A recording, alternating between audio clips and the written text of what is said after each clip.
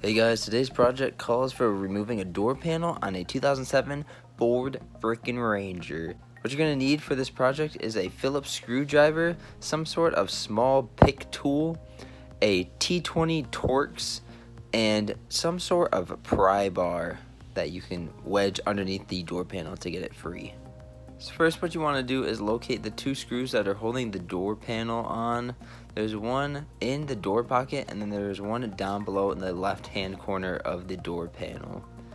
Once you have those two screws removed, I started at the bottom left hand corner of the door panel and wedged my little pry bar up in there. I got that corner loose, and then I made my way up the left hand side. After that, I worked my way around the panel and just tried to get all of the little tabs that are holding the panel onto the door free.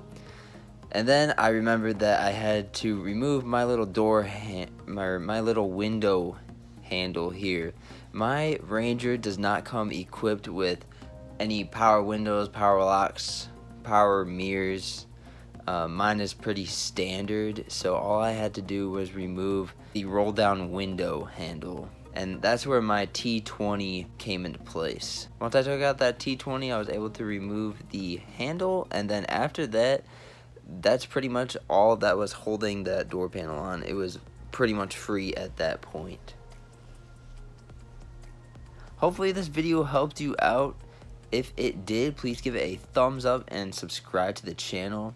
If your Ranger does have the power locks and power windows, power mirrors, all you'll have to do for that is just disconnect the wiring harness and you should be good to go.